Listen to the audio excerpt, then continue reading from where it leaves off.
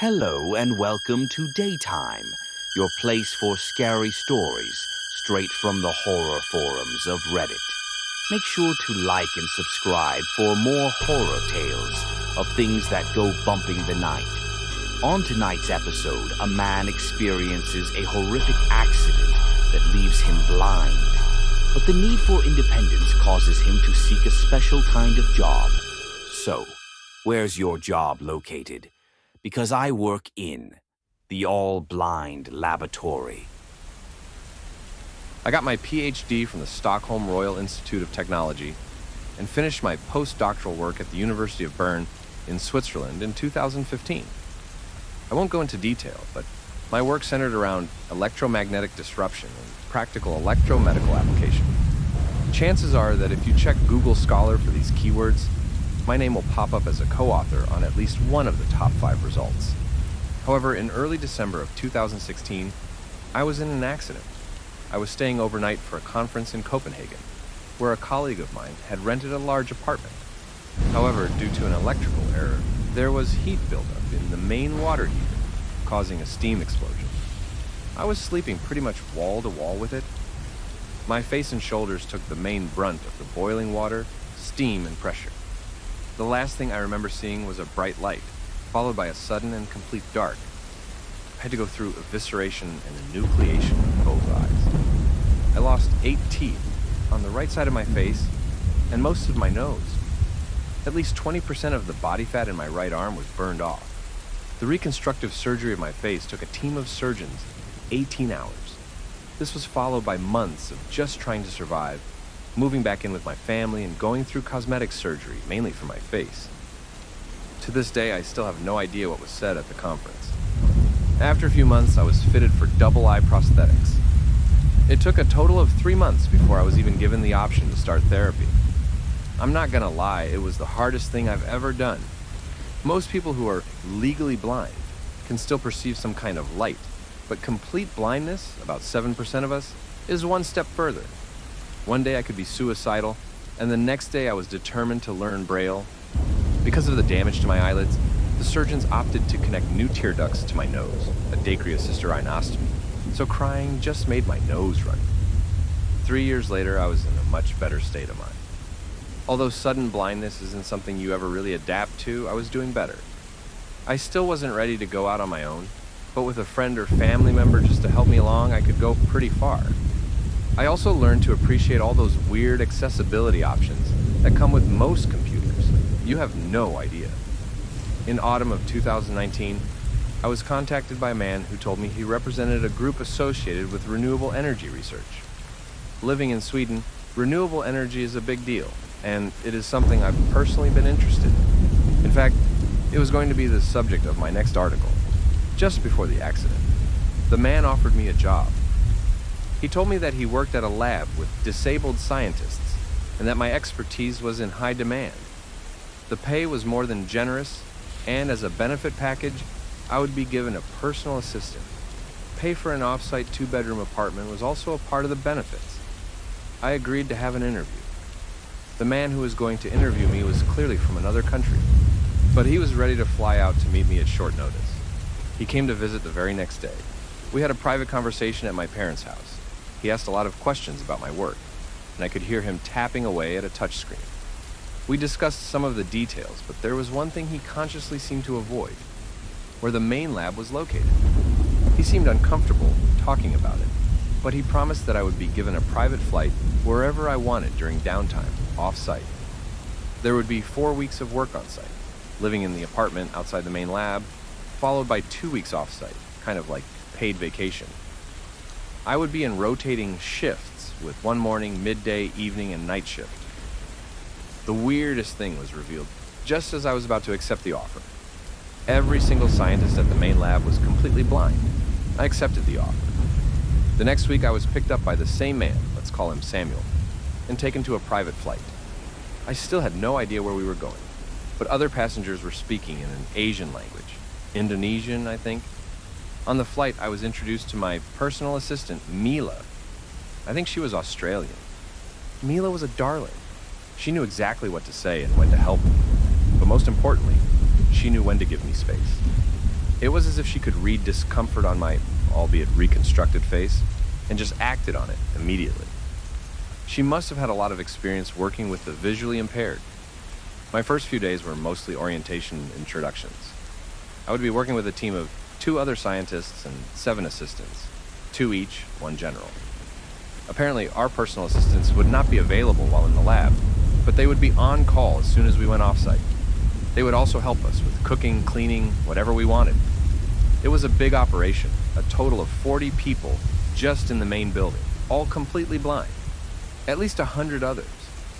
With the pay we were getting and the benefits, this was a very expensive project. We're talking millions, possible tens of millions. My team would be working with material research. As Samuel explained, they were developing a new type of material as part of renewable energy tech. They weren't completely clear on the possible end result, but the metal we would be testing was told to be unique, extremely valuable, and uncomfortably bright. Apparently, it could cause blindness during prolonged exposure, which was the main reason they'd put together a team of blind scientists. During my first day at the facility, I was given plenty of time to adapt. The other members of my team were just as new as I was, but we were given radio instructions how to move through the various corridors. There was a decontamination room without protective suits, and we were told to follow guiding pipes along the walls. On the left were cold pipes, on the right were warm. 3 pipes on each side, leading to a total of 6 rooms. The pipes had square, circle, and triangle engravings, making it easier for us to find our main room. We were Team Warm Triangle. The work itself wasn't that bad, mostly just repetitive. The test object was isolated in a separate room, but we could check it through samples, material exposures, and readings. We were all given separate workstations and hearing equipment, so we could isolate the sounds of our specific assistants. And just to make sure our computer equipment wouldn't read over one another. We had buttons on our headsets to adjust who could listen in and to mute certain sounds. It took a lot of time to adapt to it. There were at least 50 codes to memorize. I got to know my assistants fairly well. There was Aaron, an American, and Holger, a Norwegian. They were both older than me and both had master's degrees. They were quick to follow directions and equally quick to offer suggestions. I could tell they were having some authority issues, but they didn't make it a problem, and the first 3 week-long shifts were fine. We went from midday to evening to night. The night shift was, of course, the toughest.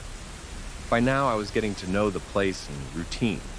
I had noticed a few things during my testing, but also just from the context of what was being talked about in the facility. The 7th assistant would come down with lunches for us, and we ate in a small common room, Warm Circle, where we would talk more freely about what we'd learned. We never changed from Warm Triangle as our main room, even when we changed shifts. The whole setup was weird. The material was extremely reflective. From the way it was tested, it seemed rectangular in shape and thin. My colleagues talked about it possibly being similar to a pane of glass. The material had several strange properties. It would absorb light, but dissipated it almost instantly. It would, to some degree, also absorb electric energy, low-level radiation, and radio waves. I'd never seen anything like it, if you pardon the expression. By chance, we also discovered a peculiar feature. The object, by now called the pane, briefly absorbed sound waves and would reflect it back after a few seconds. Like a delayed echo, but slightly distorted. Kind of like it had been run through an underwater filter, bouncing between sheets of metal. If I said hello, I would hear a clear but lower hello right back after about 8 seconds. This being despite me standing no less than 10 feet away from the object. It made no sense. Once during the night shift, Holger fell ill. It wasn't bad, just a light case of pneumonia, but the company had a zero-tolerance policy for sickness in the workplace. He got the week off at his apartment, and I had to work with 1 less assistant. It delayed my progress somewhat, but Aaron was eager to make up for lost time. Too eager, it turns out. On the second to last day of the night shift, Aaron accidentally caused a power outage. We were pressure testing the object when Aaron slipped and knocked over some volatile materials at another workstation. Nothing happened, explosion-wise, but the entire room went into immediate lockdown and the power was shut off. The door shut and locked from the outside. I didn't notice the lights go out, but I could feel the room quickly growing cold. It occurred to me that the object was probably absorbing the warmth, and there was no climate control to compensate it for. Then something weird happened. We were all sitting quietly, our headsets being turned off, and waited for the power to come back on. That's when I heard something. Hello. It was the same off-putting, distorted voice that I had thought was a delayed echo. One of my colleagues, Gertrude, responded with a hello right back. I heard 4 quick footsteps like the start of a drum roll, and something slamming into the glass, separating us from the object. Something squishy. Hello. Now we stayed quiet. The footsteps came in quick bursts, pacing back and forth, looking for weaknesses in the glass. We usually use small airlocks to put in samples to test. We had 2 airlocks, and the leftmost one of these was attacked. I could hear something rattling the airlock, trying to rip it loose. Hello. I could hear the grinding sound of metal being bent. I pressed myself against the wall, holding my breath.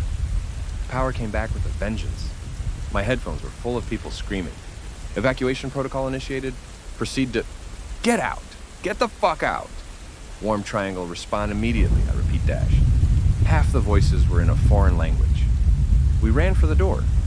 I didn't need to follow the pipes to get back to the decontamination room.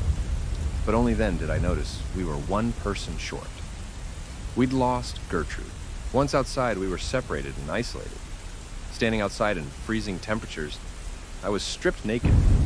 Several people, all screaming in a foreign language, lifted my arms and legs and checked me from my feet all the way to my hair.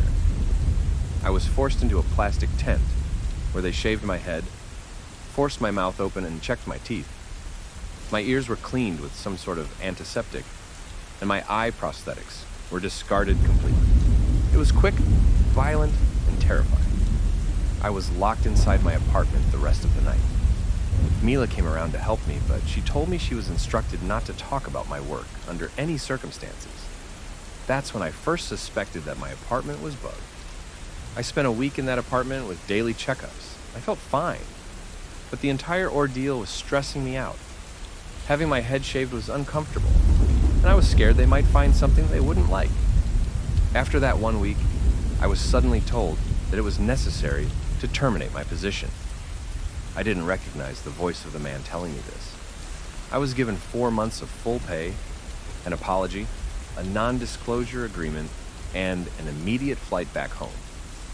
Mila was holding back tears, trying to help me pack. She seemed frightened. I've been home ever since, but I come to you to share my story. I've been doing my best to stay financially independent, but life hasn't been treating me well. I'm still having stress reactions, and there has been a recent development that I don't know how to deal with. Last night, as I was brushing my teeth, the power went out. I could hear the air conditioning and the dryer suddenly go quiet, and the entire room felt colder, except for the bathroom mirror, which radiated a slight heat. I stretched my hand out to touch it. This might be hard to understand for someone who doesn't think about their sense of touch too often, but I've touched that mirror every night for years on end by now. I know exactly where my hand was in the space of the room, and there was no mirror where my hand was. Still, I touched it. Every part of my finger touched something extruding from the mirror's surface, something with rounded edges. Then it made a sound.